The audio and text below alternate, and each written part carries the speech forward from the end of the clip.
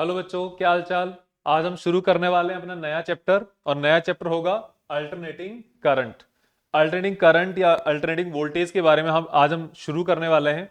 और इसके अंदर हम बहुत अच्छे से डिटेल के अंदर सारे डेरिवेशन, सारे थ्योरेटिकल पूरा पार्ट हम इसमें कवर करेंगे। और ये बिल्कुल completely based on your board examination होगा।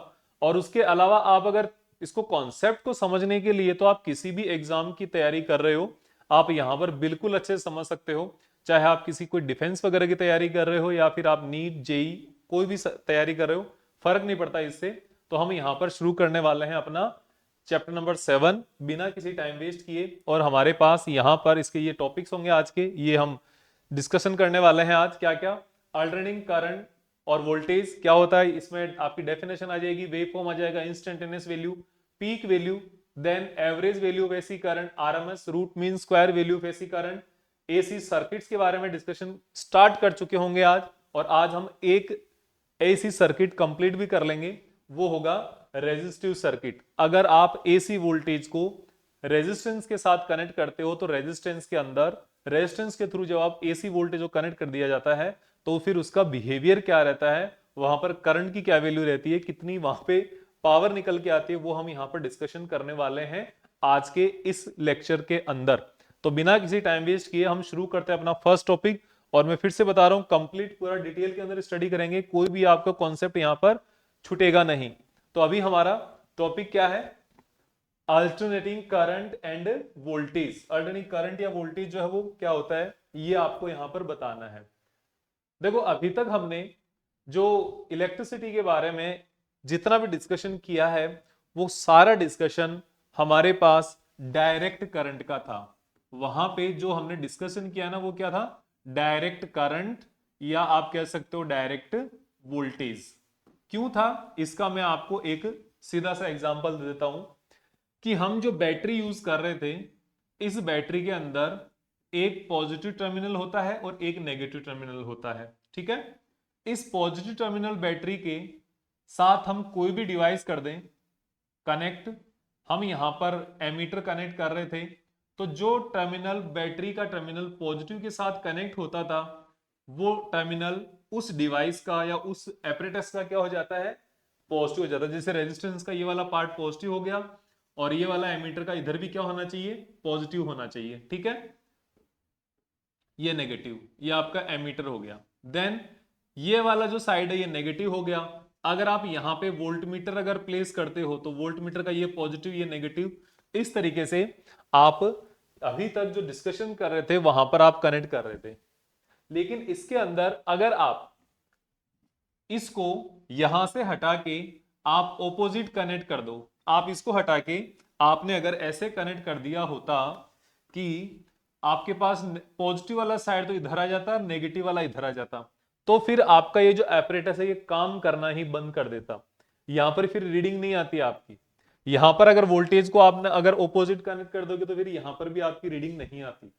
तो ये होता है हमारे पास डायरेक्ट करंट, क्योंकि यहां पर करंट की एक फिक्स डायरेक्शन होती है, वोल्टेज की पोलरिटी हमेशा सेम होती है। इसलिए इस टाइप की करंट को आप अल्टरनेटिंग डायरेक्ट करंट बोलते हो, और इस टाइप के वोल्टेज को आप डायरेक्ट वोल्टेज या शॉर्ट में डीसी करंट या डीसी वोल्टेज भी बोला जाता है। जो बैटरी होती है उसको डीसी सोर्स भी यूज कर लेते हैं हम कई बार। ठीक है?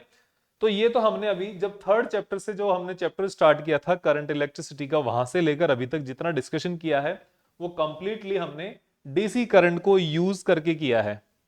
लेकिन इसके अलावा इसको जब हम छोड़ देते हैं तो इसके बाद हम आते हैं अपने घर पे। घर पे जब अभी आपने देखा होगा, आपने जब सॉकेट्स यूज करते हैं आप घर पे, या आप स्विचेस यूज करते हैं, या फिर आपके पास जो घर के एपरेटस होते हैं डिफरेंट डिफरेंट, कभी भी आपने उस जो सॉकेट होता है उस सॉकेट में आपने कहीं पर पॉजिटिव या नेगेटिव टर्मिनल देखा है क्या? ये आपके पास घर में सॉकेट होता है, इस सॉकेट के पास कभी भी आपने पॉजिटिव या नेगेटिव टर्मिनल देखा है कि इसके ऊपर पॉजिटिव लिखा है, इसके ऊपर नेगेटिव है, इसके ऊपर पॉजिटिव है, इसके ऊपर नेगेटिव? कभी भी आपने देखा है? आपने शायद मेरे हिसाब से नहीं देखा होगा, कहीं पर भी ये नोट किया हुआ नहीं होता। और आपके पास जो टू पिन आती है या जो प्लग आता है, उस प्लग को जब आप बनाते हो यहां पे, ये आपका प्लग है और इसके पास ये इसका वायर होके कहीं पर भी ये कनेक्टेड होता है, ठीक है। तो जब आप इसको इसमें इंसर्ट करते हो तो आप इसको दोनों तरीके से इंसर्ट कर सकते हो। आप इसको ऐसा भी इंसर्ट कर सकते हो यहां पे, और आप इसको इस डायरेक्शन से भी इंसर्ट कर सकते हो। दोनों तरीके से आप इंसर्ट करोगे तो वहां पर वो क्या करेगा, काम करेगा। आपका अपरेटस, आपका जो फैन है वो चलेगा, आपका बल्ब है वो जलेगा, आपका कंप्यूटर वो ऑन हो जाएगा, सब कुछ ऐसा हो जाएगा, क्योंकि हमारे पास यहां पर फिक्स पोलरिटी नहीं है। हमारे पास यहां पर क्या होता, फिक्स पोलरिटी नहीं होती। आप जब इनको काम में लोगे तो एक बार क्या होगा, एक बार कुछ फ्रैक्शंस ऑफ सेकंड के लिए ये वाली जो साइड है ये पॉजिटिव की तरह बिहेव करेगी, तो ये वाली साइड नेगेटिव की तरह बिहेव करेगी। फिर जस्ट अगले हाफ साइकिल के अंदर ये वाली जो साइड है ये नेगेटिव हो जाएगी और ये वाली साइड पॉजिटिव हो जाएगी।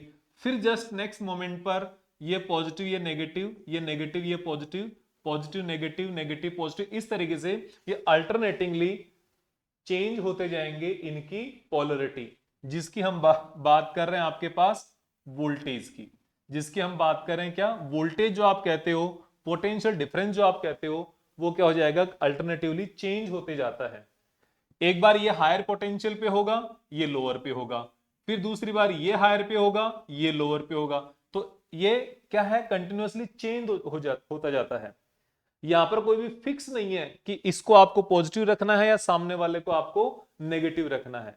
तो इस टाइप की जो काम है, इस टाइप की जो आपके पास सोर्स ऑफ इलेक्ट्रिसिटी है, उसको आप बोलते हो अल्टरनेटिंग करंट या अल्टरनेटिंग वोल्टेज। तो आप यहां पर डिफाइन कर सकते हो, अल्टरनेटिंग करंट या voltage is defined as the current और voltage which changes its polarity and direction of flow of current with respect to time is known as a AC current और voltage। ठीक है, तो यहां पर changes polarity and direction of flow of charge, charge भी लिख सकते हो, करंट, फ्लो ऑफ चार्ज और फ्लो ऑफ करंट जब चेंज होता रहता है बार बार, उसको आप अल्टरनेटिंग वोल्टेज अल्टरनेटिंग करंट कह सकते हो। ये तो हमने यहां पर इसको डायरेक्टली आसानी से डिफाइन कर दिया। अब हम यहां पर इसकी कुछ वेवफॉर्म्स के बारे में डिस्कशन कर लेते हैं, कितने टाइप की हो सकती है। देखो, अल्टरनेटिंग करंट अलग अलग टाइप की हो सकती है। जैसे हम इसके जो वेवफॉर्म बनेगी उसके अकॉर्डिंग, ये आपके पास यहां पर जो हमने लास्ट 6 चैप्टर में एसी जनरेटर में जो हमने एसी करंट प्रोड्यूस की थी, वहां पर एसी जनरेटर के थ्रू, तो वहां पर हमारे पास लास्ट में जो ईएमएफ की वैल्यू कितनी आ रही थी, वो ईएमएफ की वैल्यू थी E is equals to E naught sine omega t. ये आया था कि नहीं आया था, E naught sine omega t. तो E naught sine omega t जब यहां पर आपने देखा था, तो आपने एक चीज नोटिस की होगी, इसका हमने ग्राफ भी बनाया था, इसका हमने ग्राफ प्लॉट किया था E naught sine omega t का टाइम के साथ साथ। वो ग्राफ कैसा था, वो ग्राफ कुछ इस तरीके से था, देखो आप देखना इसको अच्छे से, ये हमारे पास एक इसका ग्राफ हो गया, ठीक है। और अब इसके अंदर इस ग्राफ, एक ये आपकी एक्स एक्सिस हो गई, ये वाई एक्सिस हो गई।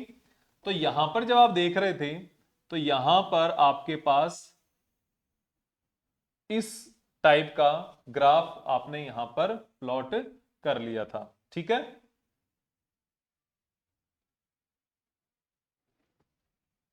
इस टाइप का आपने यहां पर ग्राफ प्लॉट किया था, और ये जो ग्राफ है ये E equals to E naught sine omega t का ग्राफ है।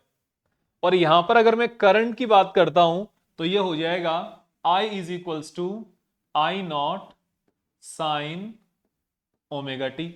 अगर यहां पे मैं करंट की वो रेजिस्टेंस कनेक्ट करके करंट की जो बात करी थी, तो I equals to I naught sine omega t, E is equals to E naught sine omega t. ये दो चीज हमने डिस्कस कर ली थी। लेकिन अब यहां पर देखो, ये जो टाइम था यहां पर ये 0, यहां पर जब हम बात कर रहे थे T/4, यहां पर जो हम बात कर रहे थे T/2, यहां पर 3T/4 और यहां पर T, कंप्लीट पूरा एक टाइम पीरियड का ग्राफ ये चलता है। यहां पर ये जो वैल्यू आती है, ये इसके ऊपर वैल्यू जा रही है, नहीं जा रही, तो ये अगर हम इसको करंट का ग्राफ मान लेते हैं तो ये होगा I is equals to I naught sine omega t, यहां पे चल रहा है। और ये वाली जो वैल्यू है ये क्या है इसकी, आई नॉट, मैक्सिमम वैल्यू इतनी ही जा पा रही है इसकी, तो आप कह दोगे this is I not is a peak value of AC current. इसको आप आई नॉट को क्या बोल दोगे, पीक वैल्यू, ठीक है, peak value of AC current. अगर मैं यहां पर ई नॉट या हम यहां पर वी नॉट कंसिडर कर लें तो यह हो जाएगा peak value of AC voltage. ये peak value of AC voltage हो जाएगा। इसको आप ई नॉट भी कंसिडर कर, ई भी कंसिडर कर सकते हो, तो ये ई नॉट हो जाएगा। अगर आप वी कंसिडर करोगे तो वी नॉट हो जाएगा। तो सिंपली आप यहां पर इसका कंसिडर कर सकते हो, ज्यादा टेंशन नहीं लेने का। ये अगर ई नॉट है तो ये यहां पर ये वाली वैल्यू क्या हो गई, ये वाली वैल्यू ऑटोमेटिकली आपको पता है ये हो जाएगा माइनस आई नॉट। ये आई नॉट है तो नीचे वाला माइनस आई नॉट हो जाएगा, ठीक है, आई नॉट नेगेटिव का। और फिर यहां पर आई नॉट और वी नॉट, इनकी तो आपने बात कर ली। तो फिर ये आई एंड वी क्या है, ये जो वैल्यू है ये क्या है, तो ये आपको पता है। अगर आपका कोई पर्टिकुलर टाइम इंस्टेंट अगर आपको पता है ना, तो ये क्या आ जाएगा, यहां पर उस टाइम की वैल्यू रख दोगे तो आपके पास उस करंट की वहां पर एग्जैक्ट मैग्नीट्यूड की वैल्यू पता चल जाएगी, एग्जैक्ट मैग्नीट्यूड कैलकुलेट कर सकते हो। तो आपके पास क्या हो गया, this I is a instantaneous value of AC current और E is a instantaneous value of AC EMF. और अगर आप V कंसिडर करते हो तो instantaneous value of AC voltage, ठीक है। तो आप यहां पर I इज इक्वल टू क्या हो जाएगा, इंस्टेंटेनियस वैल्यू। चाहे आप I कंसिडर कर लें, चाहे आप E कंसिडर कर लें, चाहे आप V कंसिडर कर लें, ये सारा एक जैसा है। Instantaneous value of AC current, instantaneous value of AC EMF, instantaneous value of AC voltage, एक ही चीज है, ठीक है। तो ये आपके पास यहां पर अल्टरनेटिंग करंट का ग्राफ आ गया, इंस्टेंटेनियस वैल्यू आ गई और इसकी पीक वैल्यू आ गई और इसकी डेफिनेशन आ गई कि प्रायोरिटी इसमें पोलरिटी चेंज होने पर। अब देखो यहां पर जो एसी करंट जो होती है ना, यहां पर इसके अलग भी ग्राफ हो सकते हैं, यहां पर अलग टाइप के ग्राफ भी हो सकते हैं। जैसे मैं यहां पर आपके सामने अगर प्लॉट करना चाहूं तो ये इस तरीके से प्लॉट हो जाएंगे। एक तो आपने डिस्कस कर लिया था, कौन सा, अभी जो हमने डिस्कस किया था, जो आपके पास एसी ये था, एक तो ऐसा हो जाएगा, ठीक है। इसको हम और थोड़ा इस तरीके से मान लो, ठीक है।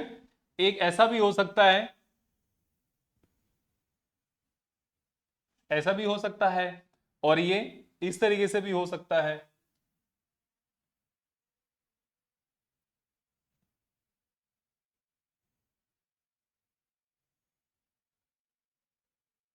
ये क्या हो जाएगा, ये अलग अलग टाइप के एसी करंट की वेव फॉर्म्स आ गई। अब ये जो वेव फॉर्म्स है, ये वाले भी हम ज्यादातर काम में नहीं लेते, ये वाली भी हम काम में नहीं लेते। ये सब जो काम आएगी ये आगे इलेक्ट्रॉनिक्स में काम आती है। उनको फिर यहां पर अल्टरनेटिंग करंट या वोल्टेज नहीं बोलकर सिग्नल्स बोल देते हैं, ठीक है। बाकी अल्टरनेटिंग करंट या अल्टरनेटिंग वोल्टेज का ही क्या हो जाता है पार्ट। इसको बोलते हैं साइनोसॉइडल एसी करंट। ये साइनोसॉइडल एसी करंट या वोल्टेज है। ये क्या हो जाएगी, नाम से जो जैसी इनका शेप है उसी के अकॉर्डिंग काम आ जाएगा, ट्रायंगुलर। और ये क्या हो जाएगा, square shape. Square shape AC current, triangular shape AC current और साइनोसॉइडल एसी करंट, ये इसके तीन अलग से इसके पार्ट हो गए, ठीक है। तो ये तो आपके साथ हो गए क्या, एसी करंट। अब हम बात कर रहे हैं average value of AC current की, क्योंकि यहां पर जो आप देख रहे हो, हम जो देख रहे हैं यहां पर इसकी जगह, या फिर आप इनमें भी देख सकते हो, इन सब में क्या दिक्कत आ रही है कि आपके पास जो इंस्टेंटेनियस वैल्यू है वो कंटिन्यूअसली चेंज हो रही है, एंड पीक वैल्यू जो है वो तो पूरे एक साइकिल में, एक तो यहां पर पीक वैल्यू आ रही है केवल, और एक यहां पर पीक वैल्यू नेगेटिव में आ रही है। ये भी पूरे साइकिल में सिर्फ ऐसा 2 इंस्टेंट मात्र है जिनके अंदर आपको केवल पीक वैल्यू का पता चल रहा है। तो फिर बचा क्या? तो फिर हम इसको मेजर कैसे करें, इसकी वैल्यू को फाइंड आउट कैसे करें, इसका जो इफेक्ट होने वाला है उसको कैसे मेजर करें? तो उसके इफेक्ट होने के कितना इफेक्ट हो, इसको मेजर करने के लिए लोगों ने अलग अलग टाइप की वैल्यूज को क्या किया, डिफाइन किया। तो जब लोगों ने अलग अलग टाइप की वैल्यूज को डिफाइन किया तो फिर उसमें से एक आ गया आपके पास क्या, average value of AC current. तो सबसे पहले इसका एवरेज वैल्यू फाइंड आउट करने की कोशिश करते हैं। अब एवरेज वैल्यू ऑफ करंट क्या होता है? अगर मैं आपके सामने कोई बात करता हूं कि एवरेज वैल्यू ऑफ करंट बताओ, तो आपके पास सीधा सा ये डेफिनेशन आ जाएगी, sir Q upon t is equals to क्या आ जाता है, एवरेज करंट आ जाता है। इसका मतलब किसी भी टाइम पीरियड में net flow of charge divided by time period, वो हो जाएगा आपका एवरेज करंट। तो इसकी एवरेज करंट की हम वैल्यू पता करते हैं एक बार क्या होती है। ठीक है, तो सपोज आपके पास किसी भी कोई ये वायर है, इस वायर से आई करंट फ्लो हो रही है, तो यहां पर इंस्टेंटेनियस वैल्यू क्या है, I is equals to I naught sine omega t current flow हो रही है इस वायर के थ्रू। लेकिन अगर आपसे कोई पूछे कि इसके अंदर नेट चार्ज कितना फ्लो होगा यहां से, और विद इन टाइम dt, एक स्मॉल टाइम पीरियड dt अगर मैं कंसिडर कर लेता हूं, तो इस स्मॉल टाइम पे dt में कितना चार्ज फ्लो होगा, तो आप ये कह सकते हो flow of charge in time dt। तो आप यहां पर ये कह पाओगे dq is equals to I into dt। यही तो होता है, अरे यही तो होता है आपने जो बोला था, यस बिल्कुल ये होता है। तो क्योंकि आपको पता है current is equals to dq over dt भी तो है, और यहां से dq की वैल्यू क्या आ जाएगी, यहां से dq की वैल्यू जाएगी आई इंटू dt। आप बोलोगे यस बिल्कुल आ गई जब करंट वेरिएबल हो तो। ठीक है, तो अब यहां पर स्मॉल टाइम सेगमेंट में केवल dq चार्ज फ्लो हो रहा है, तो आप बताओ टोटल चार्ज कितना फ्लो होगा, टोटल फ्लो ऑफ चार्ज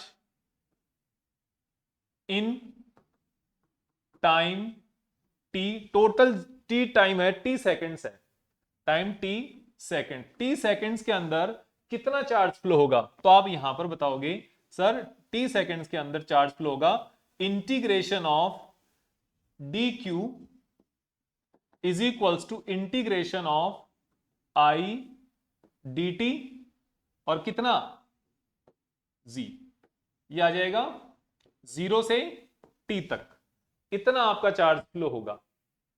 तो आप कर दोगे ठीक है, तो ये आ जाएगा Q इज इक्वल्स टू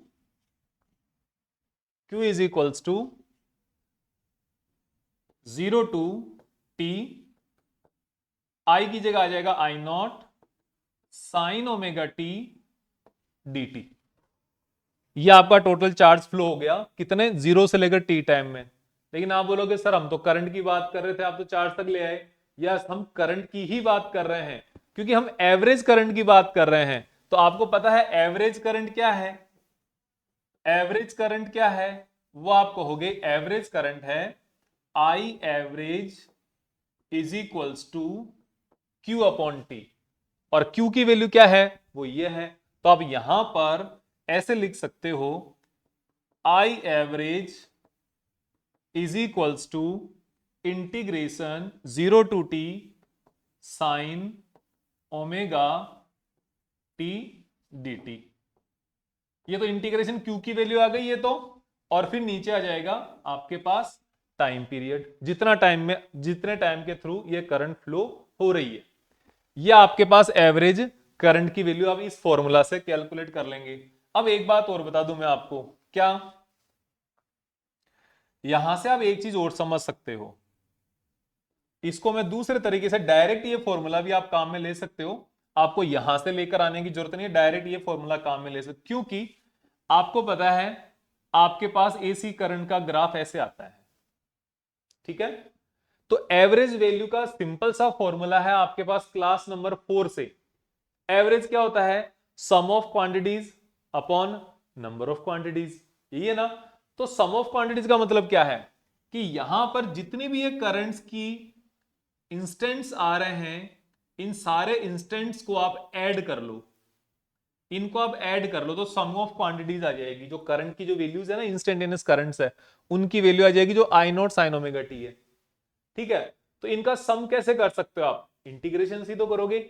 तो आपने लगा दिया integration I naught sine omega t, और इंटीग्रेशन ये टाइम कैसे चेंज हो रहा है, ये जो इंस्टेंट है कैसे चेंज हो रहे हैं, टी के साथ ही तो चेंज हो रहे हैं।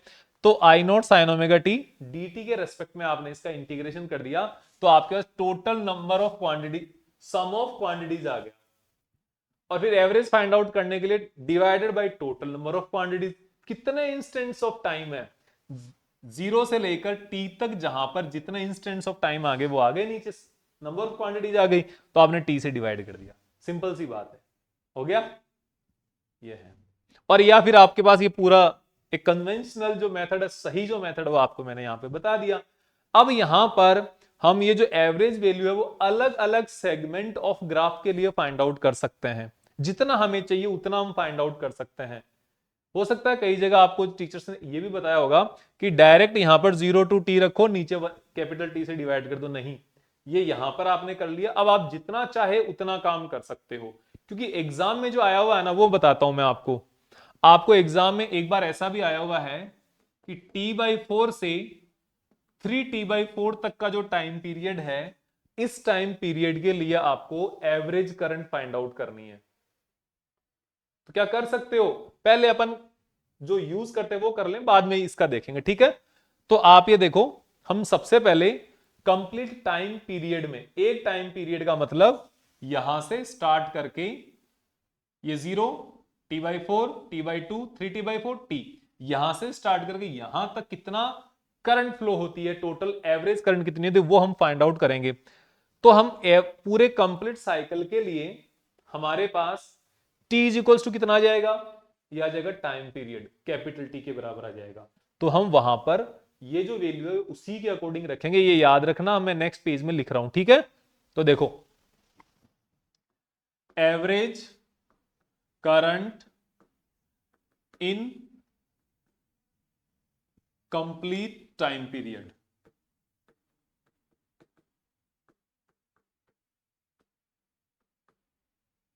टी टाइम पीरियड के लिए, तो आपके पास आ जाएगा आई एवरेज की जो वैल्यू है वो तो ऐसा कैसे ही इंटीग्रेशन आई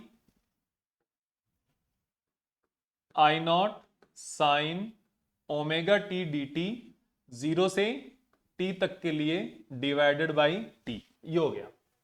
अब इस टी को तो मैं इधर ले आऊंगा,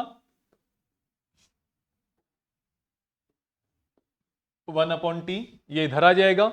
और इसको और थोड़ा सा, ये देखो एक दो स्टेप में एक्स्ट्रा इसीलिए लिख रहा हूं कि थोड़ा सा आपको ठीक लगने लगे, सुंदर लगने लगे। ये हो गया आई एवरेज, हो गया। फिर इसके बाद अब इसको आप सॉल्व कर दो, ये जो है ना, ये दो कितना सुंदर तरीके से, एक बढ़िया तरीके से, एक स्टैंडर्ड तरीके से लिखा हुआ मिल रहा है आपको, ठीक है। यहां से अब सॉल्यूशन करने में ये आधा तो अपने आप सोल्व हो जाएगा, ये जो चीज है ये आधी तो अपने आप सोल्व हो जाएगी देखने से, क्योंकि इतना सुंदर जो लग रहा है। तो I average is equals to जो कांस्टेंट है, देखो टी डी के साथ में जो होता है ना, उसके अलावा सब कुछ कांस्टेंट होता है। मैथ्स वालों को तो ये पता होता है, बायो वालों को मैं बता देता हूं, ठीक है। टी डी के साथ जो कुछ भी इंटीग्रेशन में, उसके रिमेनिंग सारा कुछ कांस्टेंट। तो इसके साथ टी है, तो टी की टर्म कौन है, साइन ओमेगा टी, टी की टर्म है, तो ये कांस्टेंट है। और ये वेरिएबल है और ये कांस्टेंट बच गया।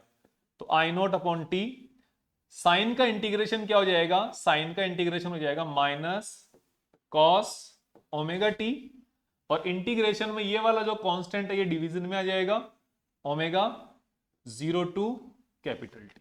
इतनी सी बात है, ठीक है। तो आप इसको आगे फाइंड आउट करो, आई नॉट अपॉन टी, ये हो जाएगा माइनस, देखो कॉस जो है ना इसको कैसे लिखेंगे, कॉस तो एज इट इज आएगा, ओमेगा टी को मैं यहां पर ओमेगा को 2 पाई अपॉन टी लिख सकते हैं इंटू टी, ये हो गया, और ओमेगा डिवाइड में है यहां पे,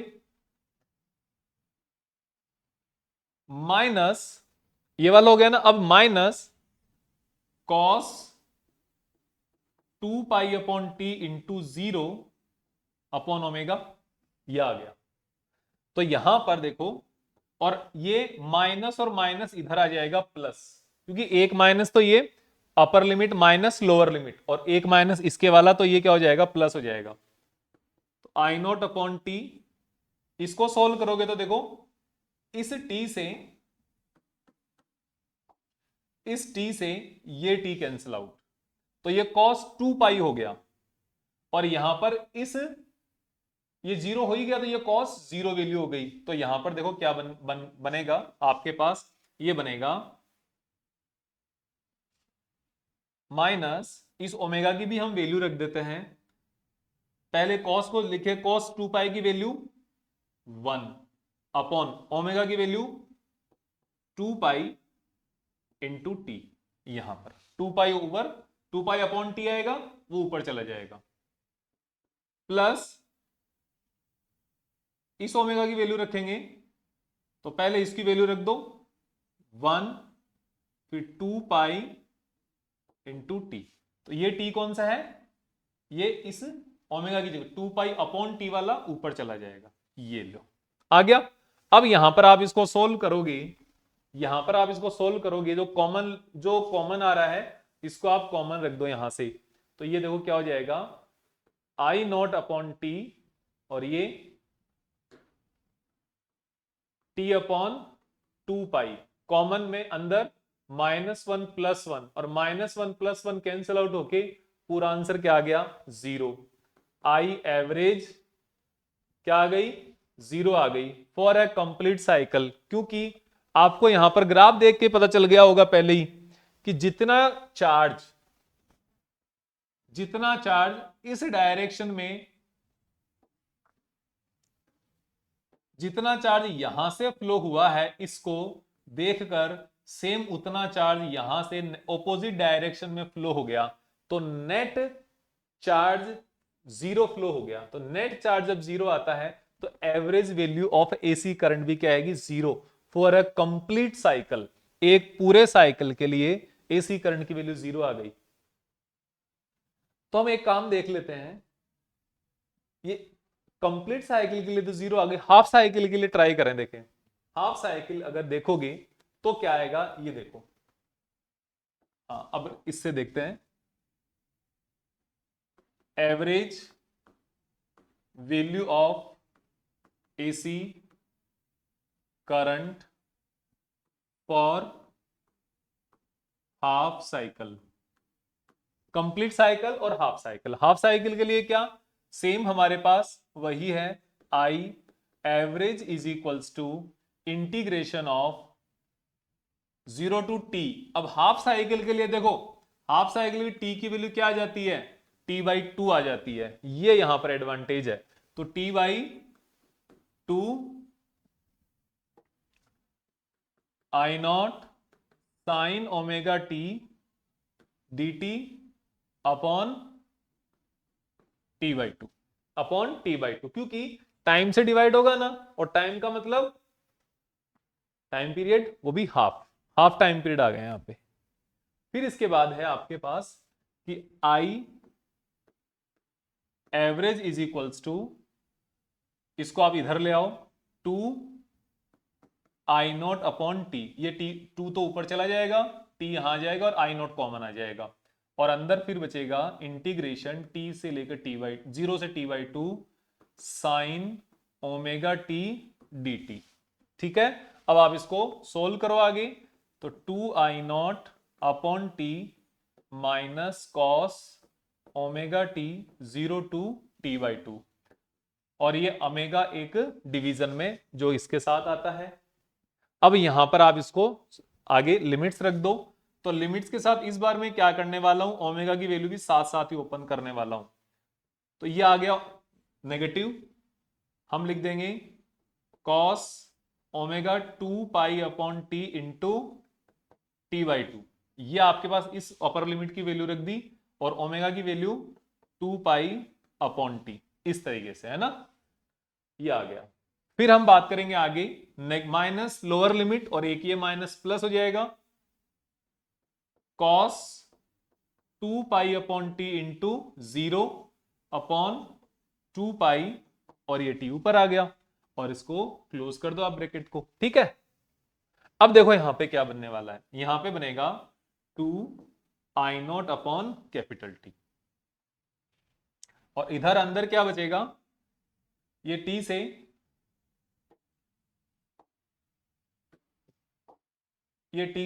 टी कैंसिल आउट, इस 2 से 2 कैंसिल आउट, कॉस पाई बचा यहां पे, और यहां पे तो ये 0 हो गया तो कॉस 0 रहेगा। तो यहां पे देखो क्या बनेगा, ये आगे ये बनेगा माइनस टी अपॉन 2 पाई, और ये कॉस क्या है, कॉस पाई है, तो कॉस पाई बनेगा -1। ये थोड़ा सा आपको ध्यान से करना पड़ेगा। फिर प्लस टी, टी अपॉन 2 पाई तो एज इट इज, और कॉस 2 पाई, कॉस 0 की वैल्यू होती है +1। जो कॉमन आ रहा है उसको कॉमन ले लो, और बाकी जो अंदर वाला पार्ट है उसको यहीं पर छोड़ देना। तो आपके पास आया I average is equals to 2i0 upon t into t upon 2 pi, अंदर क्या बचा, इधर माइनस और माइनस +1, और इधर भी +1।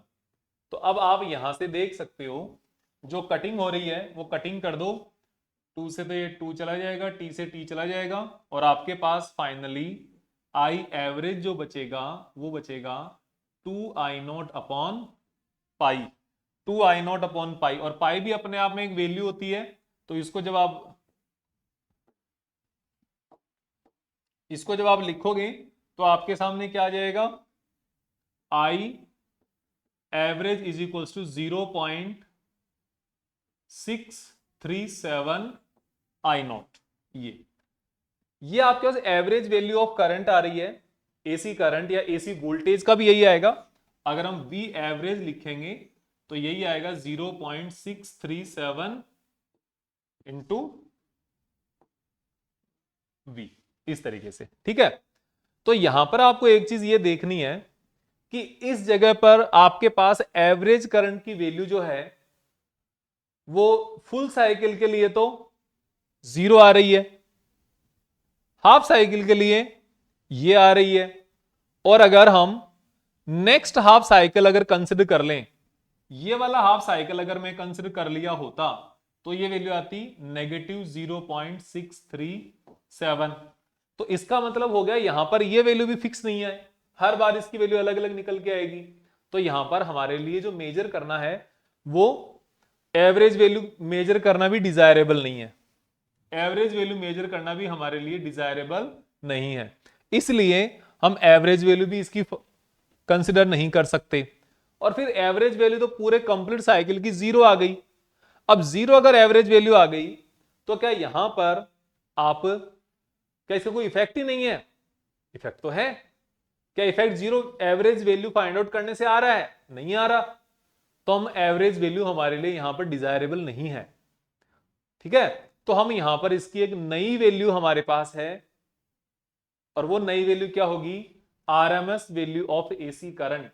और इसको नई वैल्यू को क्योंकि सिंस ये जो आरएमएस वैल्यू ये आपको इस करंट का इफेक्ट भी बता रही है, तो इसलिए इसको effective value of AC current भी बोल सकते हो, इसको effective value of AC current भी बोल दिया जाता है। ठीक है, क्या, effective value of AC current. आगे का आप अपने आप देख लेना, मैं तो इतना लिख देता हूं तो वो आपके लिए सही है। ठीक है, effective value of AC current. तो ये सब आपके सामने यहां पर इतनी चीजें क्या है आ चुकी है। अब मैं यहां पर आपको ये इफेक्टिव वैल्यू क्या होती है वो बता दूं, लेकिन इसके पहले एक छोटी सी चीज बता देता हूं। एक एग्जाम में क्वेश्चन भी आया हुआ है एवरेज वैल्यू के लिए, find out the average value of AC current for t is equals to t by 4 से 3t/4, ये आपको फाइंड आउट करना है। और इसमें आपको बता देता हूं 3t/4 का मतलब t/4 यहां से लेकर यहां तक 3t/4। तो इतनी वैल्यू फाइंड आउट करनी है, और इतनी वैल्यू फाइंड आउट करने के लिए आपको वो पूरा कंप्लीट कैलकुलेशन करनी है जैसे हमने की है। और हम अब आगे इस नेक्स्ट वाले पार्ट पर ही देखते हैं। तो ये है हमारे पास RMS value of AC current. तो जैसा कि आपने अभी जस्ट मैंने बताया था कि जो आपका average value of AC current है, उसमें तो आपको एक पहला प्रॉब्लम तो यह है कि कंप्लीट साइकिल के लिए वैल्यू अलग आ रही है, हाफ साइकिल के लिए पॉजिटिव आ रही है, नेक्स्ट हाफ साइकिल के लिए नेगेटिव आ रही है। तो एक तो वैल्यूज अलग अलग आ रही है।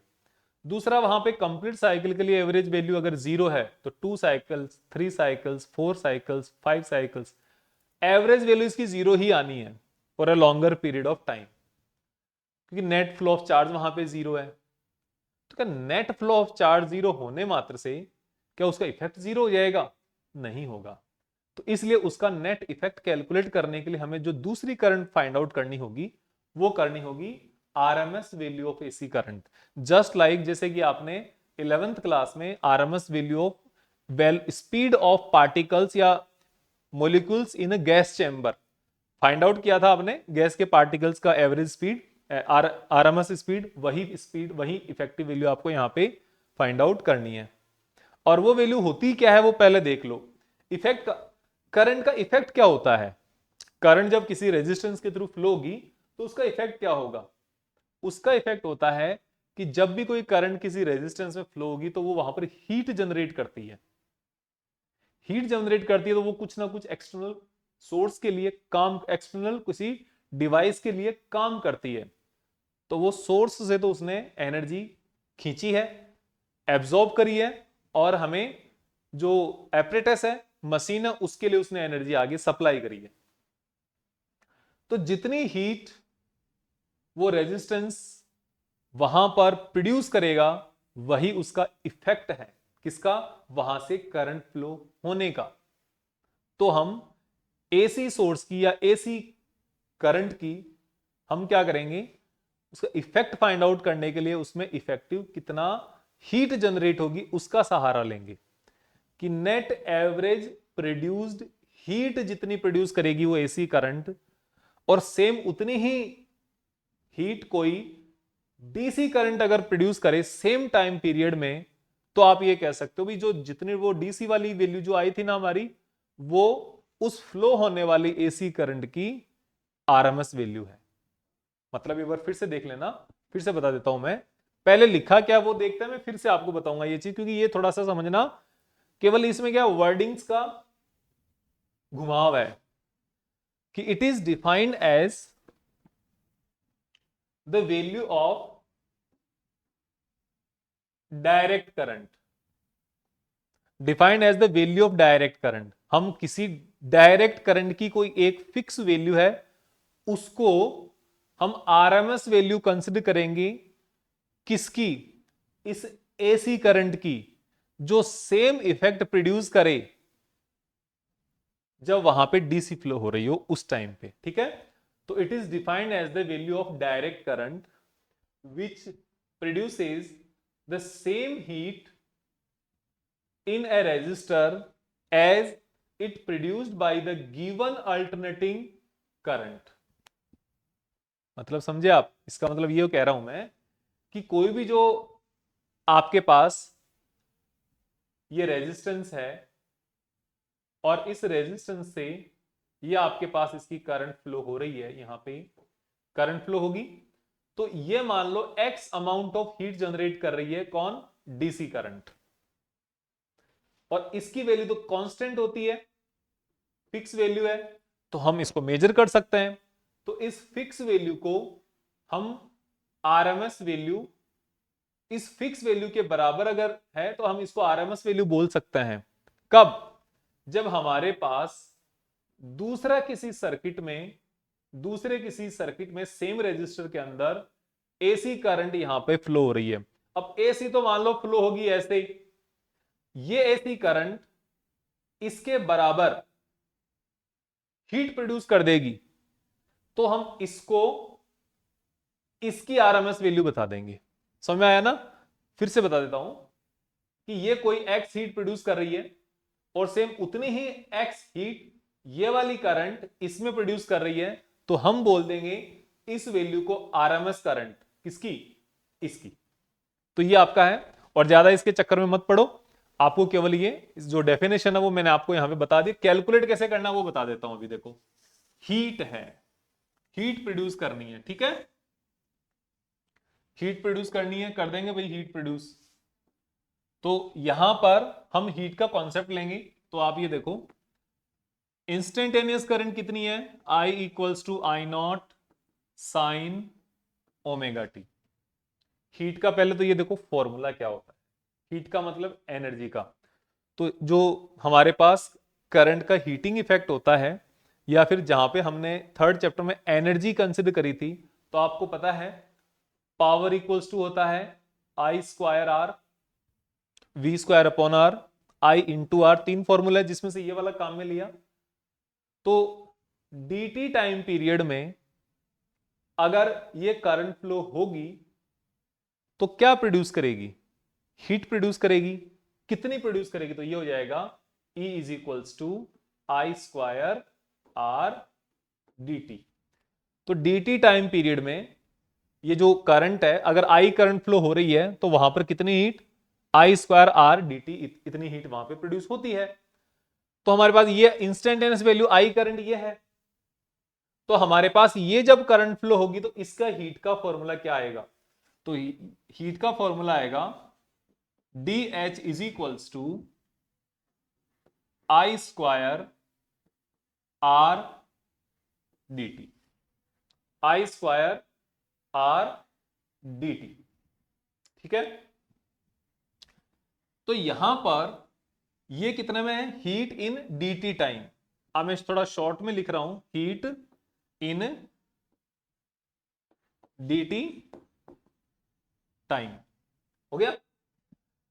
अब आप इसको देख सकते हो कि heat in time t, t time period में कितनी हीट प्रोड्यूस होगी ये बताओ। तो टी टाइम में हीट प्रोड्यूस होगी integration of D H is equals to integration of I square R D T, I square R D T. और आप आई की वैल्यू कितनी है एसी करंट के लिए? ये है। तो आपने लिख दिया इधर H is equals to 0 to t I square R D T, ये आ गया। लेकिन इसके साथ में आप एक चीज ये देखो कि आपके पास यहां पर अगर उस रेजिस्टेंस में एसी करंट जब फ्लो करवाई आपने, तब तो आपके पास हीट की वैल्यू ये आ गई। लेकिन अगर वहां पे डीसी करंट फ्लो करवा रहे हो, जिसको आप इफेक्टिव वैल्यू मानोगे, कंसिडर करोगे, या जिसको आप आरएमएस वैल्यू बोलोगे, वो जब फ्लो होगी तो हीट की वैल्यू क्या होगी? तो आप लिख सकते हो यहां पर heat due to DC current in time t. तो एसी करंट जो होती है वो तो आपके पास ऐसे फ्लो हो रही है, तो आपने इसका टोटल निकालने के लिए, हीट फाइंड आउट करने के लिए इंटीग्रेशन किया। लेकिन जो डीसी करंट तो डायरेक्ट फ्लो हो रही है, उसमें तो कुछ करना ही नहीं है। तो वहां पे आप डायरेक्ट वैल्यू रख सकते हो कि H is equals to I R M S square into R t. यहां पे तो आप डायरेक्ट कर सकते हो क्योंकि वहां तो कांस्टेंट है current I square R T.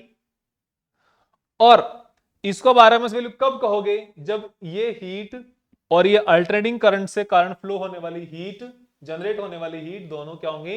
बराबर होंगे। और इन दोनों को हम बराबर कर देंगे अगले नेक्स्ट स्लाइड में। तो इनको याद रखो आप कैसे है। तो इनको मैं यहीं से थोड़ा सा बराबर करने की कोशिश करता हूं कि ये आ जाएगा I R M S square is equals to I R M S square R t is equals to 0 to t I square R D T. R से आर कैंसिल आउट और आई आर एम एस की value कितनी आ जाएगी यहां से, I R M S की value कितनी आ जाएगी, देखो ये आ जाएगी I R M S is equals to I square d t integration 0 to t upon t. ये जो टी है ये इसके नीचे ले आए, क्योंकि सेम टाइम तक जो दोनों करंट फ्लो होगी तो एसी करंट के कारण तो हीट की वैल्यू आपने यहां ये कैलकुलेट की है, और जो बराबर की डीसी करंट फ्लो हो रही है तो उसके कारण आपने ये हीट प्रोड्यूस की, ये फाइंड आउट किया है। तो इन दोनों को आपने इक्वल कर दिया तो आई आर एम एस की वैल्यू यहां से निकलकर I square d t integration over t. इसको मैं फिर से लिखता हूं तो आपको और पता चलेगा।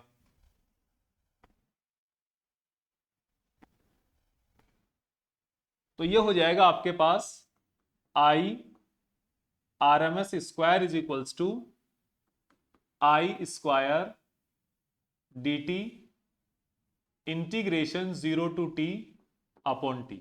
ये आपके पास वैल्यू आ गई। और यहां से ये भी I R M S square का आर एम एस का स्क्वायर है, तो यहां पर अगर आई आर एम एस अगर आप फाइंड आउट करोगे तो ये क्या आ जाएगा, अगर आप यहां से I R M S find out करोगे तो ये आ जाएगा under root of integration 0 to t I square d t over t, इसका अंडर रूट आएगा। तो यहां पे आपको जो फाइंड आउट करोगे ना इस फॉर्मूले से, वो वैल्यू आएगी I R M S square की। तो उसको हम अंडर रूट करने पर आपके पास ये आगे वाली वैल्यू वहां पर मिलेगी। किसके कारण, इस करंट के कारण। तो ये वाली वैल्यू आपको फाइंड आउट करनी है आई आर एम एस। अब देखो ये तो मैंने आपको एक कंप्लीट तरीके से बता दिया। अब मैं आपको थोड़ा इजी तरीके से बताना चाह रहा हूं ये कि देखो आई आर एम एस का मतलब क्या है। आर एम एस का मतलब क्या है, देखो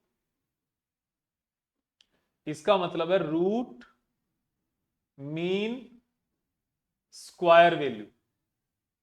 रूट मीन स्क्वायर, इसका मतलब root of mean of, root का तो रूट लगा दिया, मीन का क्या आप ऐसे लिखते हो ना एक्स बार, बार लगाते ही मीन में मीन बोलते हैं इसको, वैसे ही रूट ऑफ मीन ऑफ किसका, स्क्वायर का, root of mean of square. ये आपके पास वैल्यू आ गई। मीन कैलकुलेट करने के लिए सम ऑफ क्वांटिटीज, स्क्वायर का मीन कैलकुलेट करना है तो स्क्वायर का सम फाइंड आउट करना है, तो स्क्वायर का सम ये फाइंड आउट कर दिया upon number of quantities, number of quantities के लिए टी से डिवाइड कर दिया, सिंपल सी बात है। ठीक है ना, तो इस तरीके से भी कर सकते हो। और जो हमने तरीका, जो हीट का जो मेथड देखा वो आपने यहां पर देख ही लिया। हीट वाला जो मेथड है रियल में थोड़ा सा ये मुश्किल है, लेकिन समझना ज्यादा मुश्किल नहीं है। इस तरीके से समझोगे तो फंडामेंटली ये क्लियर होगा, किसी एग्जाम के लिए भी आपको काम आ सकता है ये। अब हम इसकी वैल्यू फाइंड आउट करेंगे यहां से। तो ये देखो यहां पर हम फिर पूरे कंप्लीट साइकिल के लिए, फॉर वन कंप्लीट साइकिल, तो T इज इक्वल्स टू कितना हो जाता है यहां पे, T is equals to capital T, ये हो जाएगा। तो ये सब वैल्यू रखो, I R M S square is equals to 0 to t I square d t over T.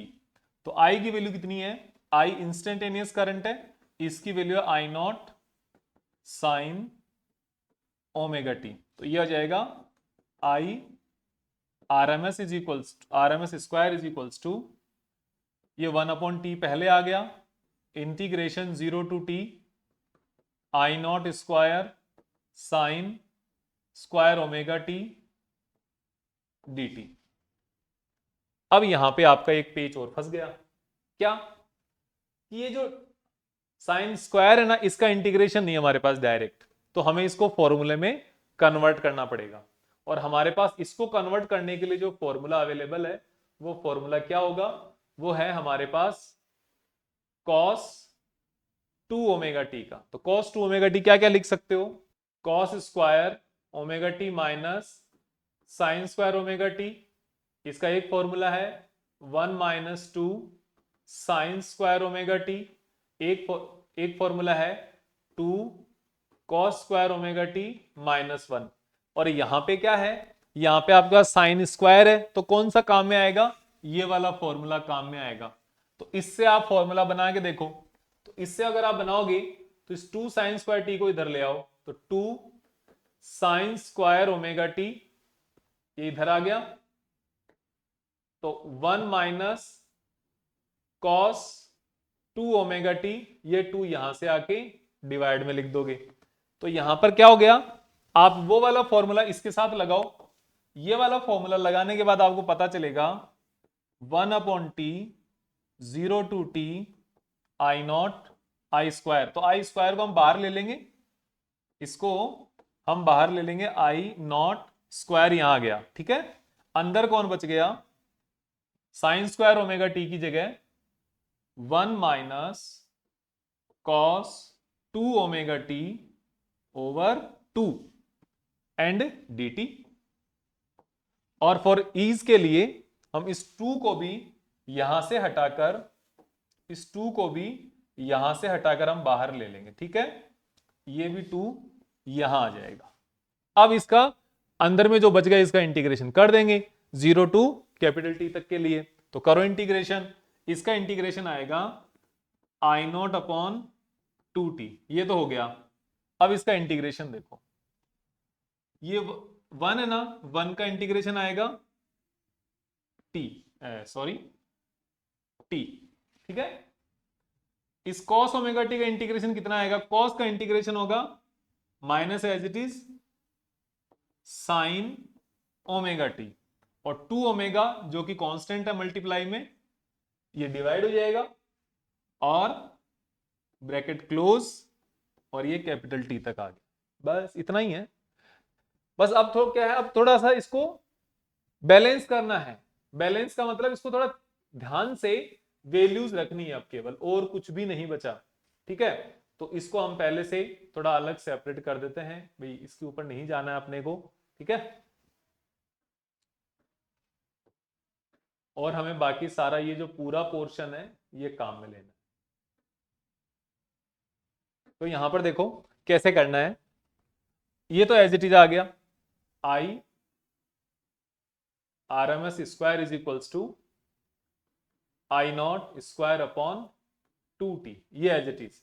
अब अंदर वाले को देखो, ये लिमिट रखो अपर, पहले capital T minus sign omega T. देखो सबसे पहले इस ओमेगा की वैल्यू भी साथ में रख देंगे, साइन 2 इंटू ओमेगा की वैल्यू आएगी 2 pi upon t into T है ना, इस टी की जगह आपको कैपिटल टी रखना है, इस टी की जगह। तो ओमेगा की जगह साइन 2 ओमेगा आएगा, ये आएगा यहां पे साइन 2 ओमेगा, ठीक है। ध्यान रखना है सब, क्योंकि यहां पर भी 2 है तो ये 2 रहेगा। तो साइन 2 ओमेगा, 2 तो एज इट इज, ओमेगा की जगह 2 पाई अपॉन टी, और ये टी इसके साथ लिमिट का। अब जो नीचे जो वैल्यू बची हुई है ना ओमेगा, ये आप इसकी वैल्यू रख भी सकते हो क्योंकि ये कट जाएगा, तो इसको आप नहीं रखो तो भी चलेगा, रखो तो भी चलेगा। 2 इंटू 2 पाई यहां पे टी आ गया, ओके। तो इसको हम कर लेते हैं। फिर इसके बाद है, और यहां पर ये जो ब्रैकेट है ये बड़ा बना दो थोड़ा, क्योंकि ये यहां पर ऑलरेडी एक ब्रैकेट आ गया। फिर माइनस, माइनस के बाद लोअर लिमिट 0, उसके बाद इस साइन को लिखो, इस साइन को जब ओपन करोगे प्लस, क्योंकि एक माइनस तो ये वाला, और एक हमने जो लोअर लिमिट के बाद में अपर लिमिट के बाद में लोअर लिमिट लगाते हैं, तो फिर वहां से माइनस लेते हैं, तो ये प्लस, ये आ जाएगा साइन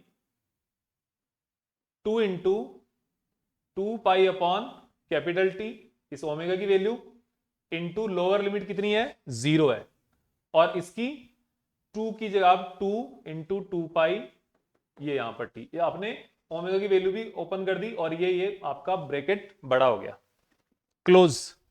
अब इसको देखो सोल्व कैसे करना है, कितना सही काम आएगा इसका। I R M S square is equals to I naught square upon 2t। सबसे पहले अंदर आ जाएगा t, फिर इसके बाद आगे सॉल्व करने पर t से t कैंसिल आउट,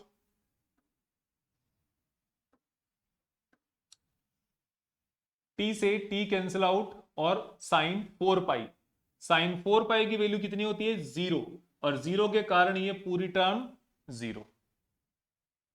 फिर ये 0 ऑलरेडी है, और इधर देखोगे साइन, ये जो कुछ भी है ये 0 से मल्टीप्लाई हो रहा है, तो ये साइन 0, और साइन 0 की वैल्यू फिर से 0, तो ये वाली टर्म भी 0 हो गई। तो जब हम इसको लिखेंगे तो थोड़ा सा सही लगेगा कि ये -0, और फिर ये -0, और ये प्लस फिर से 0, इस तरीके से। और दिस इज कैसे सोल्व करोगे, कितना मुश्किल चीज हो गई, ये 0 से ये 0 कैंसिल आउट, +0 -0, और ये 0 की कोई वैल्यू नहीं है तो इसको छोड़ दो, और आपके पास आगे वैल्यू आ गई, I R M S square is equals to I naught square upon 2t into t, t से t कैंसिल आउट, तो यहां पे I R M S square is equals to आ जाता है आई नॉट स्क्वायर अपॉन 2, तो ये आपको इंप्लाई करेगा I R M S is equals to I naught upon √2। तो ये आपके पास वैल्यू आ गई इस तरीके से।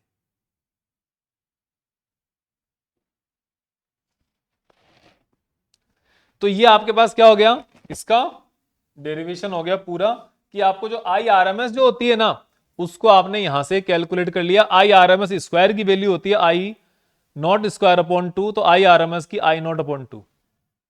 अब जैसे कि आपके पास ये आई आर एम एस की वैल्यू आ गई, I R M S is equals to I naught upon √2, और V R M S is equals to V naught upon √2। ये दोनों वैल्यू ध्यान रखना, तो इसका ईएमएफ है वो भी इतना ही आएगा, और जो इसका करंट है वो भी वैल्यू क्या आएगी, दोनों की सेम आएगी। इस तरीके से आप दोनों को अच्छे से कर सकते हो बाय यूजिंग दिस डेरिवेशन।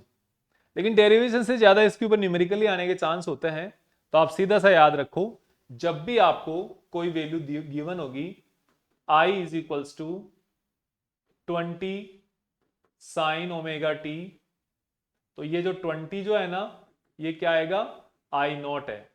तो अगर आपको अब आई फाइंड आउट करना है तो 20 अपॉन √2, सिंपल सी बात है, ठीक है। अगर आपके पास कोई वोल्टेज है जिसकी आई आर एम एस की वैल्यू कितनी है,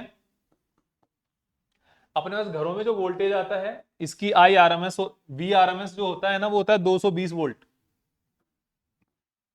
वी आर एम एस की वैल्यू होती है 220 वोल्ट, ये लिखा हुआ है।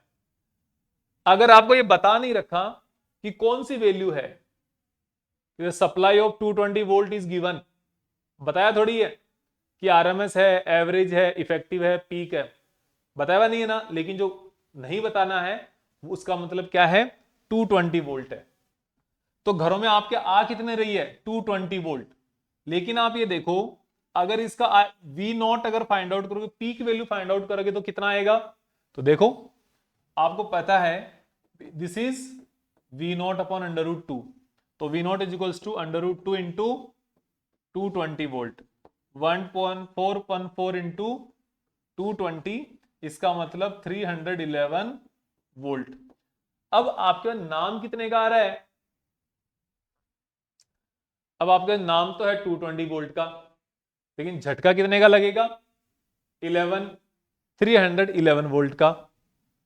तो दिस इज मोर डेंजरस, ये जो एसी वोल्टेज है ना, AC voltage is more dangerous than DC voltage. AC voltage या करंट या सप्लाई इज मोर हार्मफुल या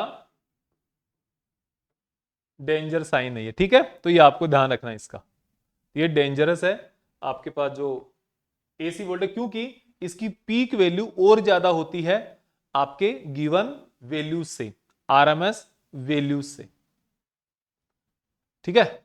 इसके बाद हम आगे अपने नेक्स्ट टॉपिक पे चलते हैं। नेक्स्ट में क्या है, next is AC circuit. AC circuit का मतलब होता है कि जब आप any device is connected to AC source is known as a AC circuit, ठीक है।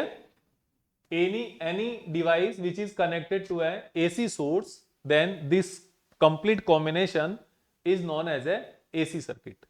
और हम आज अभी डिस्कस करेंगे उसमें से एक सर्किट का जो होगा रेजिस्टिव सर्किट, ठीक है। रेजिस्टिव सर्किट क्या होता है कि जब भी हम कोई डिवाइस या कोई ऑब्जेक्ट किसी एसी सप्लाई के साथ या किसी डीसी सप्लाई के साथ कनेक्ट कर देंगे तो वो फिर उसी के नाम से सर्किट हो जाता है। तो यहां से आप जब समझ पा रहे हो रेजिस्टिव, जब मैंने नाम दे दिया तो आप सीधा सा कह सकते हो when A resistance R is connected with A AC source of voltage V, v is equals to v naught sin omega t, then it is known as a AC circuit, okay, a resistive circuit, क्योंकि we have connected this resistor of resistance R with this AC source of voltage v naught sin omega t। और यहां पर जैसे आपने resistance connect किया तो ये resistive circuit हो गया। अगर आप यहां पर अगर इस सर्किट में आप कैपेसिटर अगर कनेक्ट कर देते हो तो ये कैपेसिटिव सर्किट हो जाता है, और अगर आप इसके अंदर कोई इंडक्टर अगर कनेक्ट कर दोगे तो ये इंडक्टिव सर्किट हो जाएगा। जिस टाइप का आपने यहां पर डिवाइस कनेक्ट किया है वो सर्किट का नाम उसी के अकॉर्डिंग हो जाएगा। और किसी भी सर्किट को स्टडी करने के लिए हमें यहां पर स्टडी करने के लिए इसके अंदर इसको खोद के तो निकालना नहीं है। हमें क्या करना है, इसका हमें सिर्फ दो काम करने हैं कि इसका वोल्टेज और करंट का रिलेशन क्या है वो बता दो भाई। सिर्फ एक तो उनकी वैल्यू, एक उनकी डायरेक्शन, दो काम कर लिया हमारा काम खत्म। इसका हमें कोई जन्म पत्री थोड़ी निकालनी है हमें, ठीक है। तो यहां पर हमें सिर्फ क्या वोल्टेज और करंट का रिलेशन फाइंड आउट करना है। तो वोल्टेज तो हमारे पास है ऑलरेडी, वोल्टेज की वैल्यू क्या, v equals to V naught sine omega t, और हमें करंट की वैल्यू फाइंड आउट करनी है, सिंपल सी। तो सबसे पहले मैं लिख देता हूं what is resistive circuit, AC supply. तो यहां पर देखो आप, वोल्टेज है v equals to V naught sine omega t. तो अब आपको पता है करंट फ्रॉम ए रेजिस्टर क्या होता है, from Ohm's law. Ohm's law क्या कहता है, v is equals to I into R. तो I इज इक्वल्स टू क्या हो जाता है, V अपॉन R, यही तो होगा। ओम्स लॉ से करंट की वैल्यू आ गई और आप यहां पर V की वैल्यू लिख दोगे, V naught sine omega t upon R is equals to I। और इसको आप ऐसे लिख सकते हो, इसको आप लिख सकते हो I is equals to I naught sine omega t, क्योंकि आपको पता है since V naught upon R is equals to I naught which is peak value of AC current. तो यहां पर जब आप इन दोनों में देख रहे हो ना तो ज्यादा कुछ नहीं है, वोल्टेज की value V equals to V naught sine omega t आ गई जो ये है, करंट की value I equals to I naught sine omega t आ गई जो कि ये है। तो यहां पे कोई खास चेंजेस नहीं आए, जैसे करंट की वैल्यू वोल्टेज की वैल्यू गिवन है ठीक वैसे ही आपके पास यहां पर करंट की वैल्यू आ गई। चेंजेस नहीं होने का मतलब यहां पर ये वाली जो टर्म है ना, ये वाली जो टर्म है ये क्या है, ये इसका फेज एंगल है। Omega T is A phase angle of AC voltage, और यहां पर भी इसका omega T is a phase angle of AC current. तो दोनों का फेज एंगल की वैल्यू क्या आ गई, सेम आ गई ओमेगा टी। ठीक है, इसमें से कुछ प्लस होता या कुछ माइनस होता तो आप कहते हैं कि ये जो वैल्यू है फेज एंगल की, ये क्या आई है, डिफरेंट आई है, लेकिन यहां पर दोनों सेम फेज की है। तो जिस एंगल में जिस टाइप से करंट काम करेगी, सेम उसी टाइप से फेज भी काम करेगा। अब आपको यहां पर हो सकता है ये चीज थोड़ी सी दिक्कत लगे, लेकिन जैसे ही कैपेसिटिव सर्किट आएगा या जैसे ही इंडक्टिव सर्किट आएगा तो आपको फेज की वैल्यू और ज्यादा अच्छे से पता चलेगी। इसका मैं आपको एक चीज और बताने की कोशिश करता हूं यहां पर। जैसे अपने पास ये ग्राफ था, ये देखो ग्राफ है अपने पास जो हमने ड्रॉ किया था, किसके लिए, करंट के लिए या वोल्टेज के लिए। ठीक है, तो हमने जो एसी जनरेटर से जो ईएमएफ जनरेट किया था उसकी वैल्यू आ रही थी E equals to E naught sine omega t. जब आपने टी की अलग अलग वैल्यू यहां पे आप रखते हो, इस टी की आपने अगर T/4 रखा तो यहां पर क्या वैल्यू आएगी, 2 पाई अपॉन कैपिटल टी और T/4। तो टी से टी कैंसिल आउट, ये इससे 2, तो आपके पास हो जाए पाई/2। तो यहां पर इस जगह पर इसका एंगल कितना है, ये इसका इस एम्पलीट्यूड पर इसका एंगल है पाई/2। तो this is the phase angle of AC voltage. और ये आता कहां से है, ये आता है इसके सोर्स से, जिसके कारण ये ईएमएफ इंड्यूस्ड हुआ था। इंड्यूस किसके कारण हुआ था, ये उस लूप के आर्मेचर के रोटेशन के कारण हुआ था। आर्मेचर की जो पोजीशनिंग होती है उसके अकॉर्डिंग ये ग्राफ बनता है, इसके अकॉर्डिंग आपको ये फेज मिलता है। तो यहां पर जो हमारे पास ओमेगा टी आता है, this omega T is a phase angle. Just आपका जो 11th क्लास में आपने ऑसिलेटरी करंट पढ़ी होगी, ऑसिलेटरी मोशन पढ़ी है, वेव मोशन पढ़ी है, वहां पर जो आपके आता है ना, वही वेव मोशन का ओमेगा टी यहां पर है, जो इसका फेज एंगल को बताता है। अब इसका आप अगर वेवफॉर्म डायग्राम बनाते हो तो कैसे बनता है, ये देखो, ये है, ये आपके पास इसकी एक्स एक्सिस हो गई, ये वाई एक्सिस।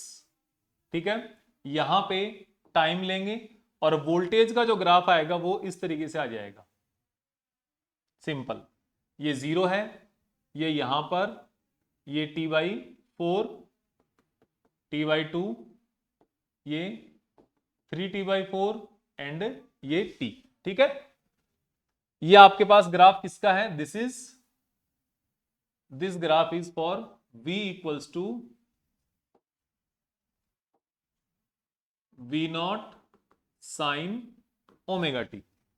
ठीक है ना, और इसमें अब हम यहां पे करंट का अगर ग्राफ प्लॉट करना चाहें तो करंट की वैल्यू क्या है, I is equals to I0 sine omega t. और इस जगह पे अगर आप अब करंट का ग्राफ प्लॉट करेंगे तो करंट का ग्राफ भी दोनों सेम है ना, दोनों का एंगल भी सेम। यहां पर अगर आप 3/4 रखोगे वैल्यू तो यहां पर भी, इसके लिए भी क्या आएगा, पाई/2, और इसके लिए भी पाई/2। T/2 रखने पर दोनों का पाई एंड पाई इस तरीके से आएगा। तो दोनों में आप यहां पर जब इसका ग्राफ प्लॉट करोगे करंट का, तो करंट का ग्राफ इस तरीके से आ जाएगा। ये आपके पास करंट का ग्राफ हो गया। थोड़ा सा इसकी सिमेट्री इतनी अच्छी सी नहीं बनी है, लेकिन ग्राफ ठीक बन गया।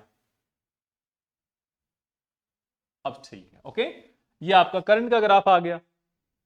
ये जो वैल्यू है, ये करंट के लिए I0, और ये जो वैल्यू है यहां पर, ये -I0, दोनों बराबर होगी। और इसके अलावा जो आपका ये वाली वैल्यू है, ये क्या है, V0 नेगेटिव का, और ये वाली वैल्यू V0 पॉजिटिव का। सिंपल ये ग्राफ है, वेवफॉर्म इसको बोलते हैं वेवफॉर्म डायग्राम। वेवफॉर्म डायग्राम किसके अंदर, रेजिस्टिव सर्किट का डायग्राम है, ये वेवफॉर्म डायग्राम है, क्योंकि दोनों का एंगल क्या है, सेम है, इसलिए आया है। ओके, अब हम बात करते हैं हमारे पास इसके फेज डायग्राम की। तो फेज डायग्राम देखो कैसे होगा।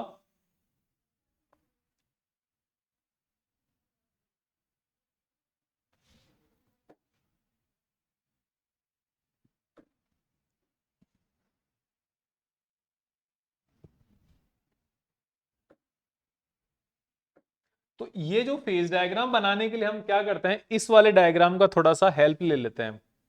ठीक है, इस वाले डायग्राम की हेल्प लेने के लिए मैं क्या करूंगा, यहां पर कोई भी एक पॉइंट टी टाइम का कोई पॉइंट कंसिडर कर लूंगा, और ये इसके पहले कंसिडर किया है मैंने।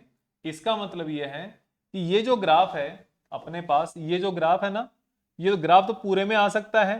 पूरे में मतलब अगर यहां पर अगर मैं बात करूं, इसमें अगर यहां पे मैं बात करूंगा तो इस वाले में ये एंगल हो जाएगा यहां से यहां तक π/2, और यहां पे π/2 प्लस, मतलब π/2 से लेकर π/2 से लेकर पाई तक हो जाएगा यहां पे, और यहां पे पाई से लेकर 3 π/2 तक, और यहां पर 3 π/2 से लेकर 2 पाई या 0, वापस 0 तक आ जाएगा, है ना।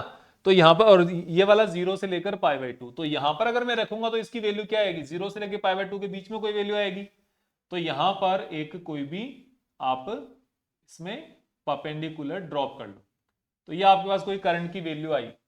तो इसके कॉरस्पॉन्डिंग मैं एक लाइन बना लेता हूं। इसके कॉरस्पॉन्डिंग यहां पर जब मैंने लाइन बना ली तो मुझे इसमें करंट की वैल्यू मिल जाएगी, और इसके कॉरस्पॉन्डिंग अगर मैं लाइन बना लेता हूं तो मुझे वोल्टेज की वैल्यू। तो देखो, अब मुझे पता है कि मुझे करंट प्लॉट करनी है, तो मैं यहां पर करंट प्लॉट कर देता हूं। पहले ये रही, ये करंट क्या है, ये पी की वैल्यू है I0। ठीक है, और इसमें ये जो एंगल है ना, ये एंगल बताना ज्यादा इंपॉर्टेंट है। ये एंगल कितना है, ओमेगा टी, और ये है हमारे पास I0। और हम यहां पर इस वाले पॉइंट को यहां पर बनाए तो ये हो जाएगा V0। और क्योंकि इस V0 की भी पोजीशन सेम है और साथ ही साथ दोनों का एंगल भी सेम है, अगर वहां पे t की कोई एक फिक्स वैल्यू रखोगे तो वो दोनों का एंगल ओमेगा टी ही आएगा। तो दोनों ओमेगा टी एंगल के ऊपर ही है। ये आपको समझना होगा in case of current and voltage which are in same phase, दोनों सेम फेज में है इसलिए। और इसकी जो हाइट है यहां पर, यह हाइट हम कॉरेस्पॉन्डिंग कर सकते हैं आई के, I equals to I0 sine omega t, और ये वाली जो हाइट है ये हम कॉरेस्पॉन्डिंग कर सकते हैं V equals to V0 sine omega t. ये V है which is V0 sine omega t, ये I है which is I0 sine omega T.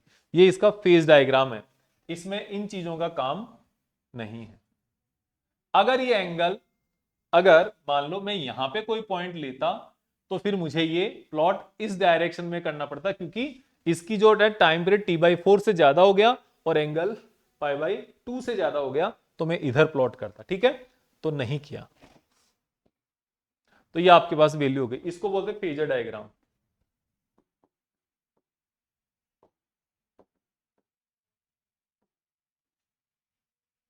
अब हम बात करते हैं हमारे लिए इसके पावर कि रेजिस्टिव सर्किट में पावर कितना डिसिपेट होता है। Power in resistive circuit,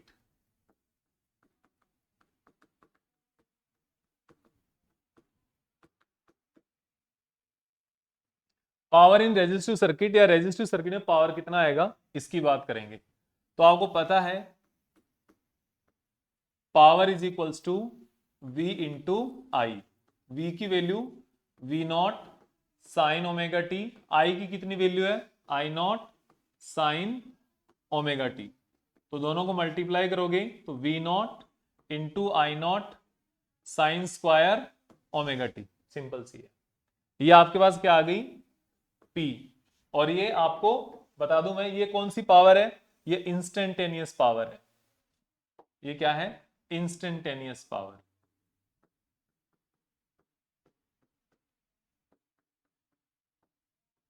instantaneous power, okay. और हमें यहां पर इंस्टेंटेनियस पावर वेरी करती रहेगी।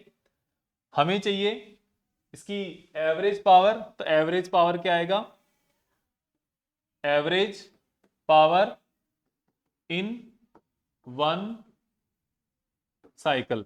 तो ये हो जाएगा, देखो एवरेज वैसे तो हम पूरा डेरिवेशन है कैलकुलेट करने के लिए, फाइंड आउट करने के लिए, लेकिन पूरा जो डेरिवेशन था हमने एवरेज करंट फाइंड आउट करने का किया था। देखो ये रहा,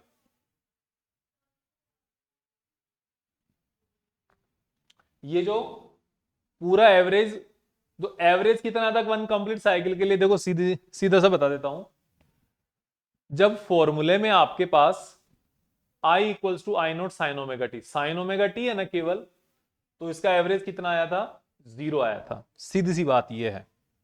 और जब आपने RMS value, root mean square value का जो एवरेज फाइंड आउट किया था, तो यहां पर जब स्क्वायर है ना इसमें साइन ओमेगा टी स्क्वायर, तो यहां पर इसकी एवरेज वैल्यू कितनी आई थी, ये 1/2, 1/2 आ रही है इसकी एवरेज वैल्यू। तो सिंपल सा है, कॉस और साइन का जो एवरेज वैल्यू है, क्या, कॉस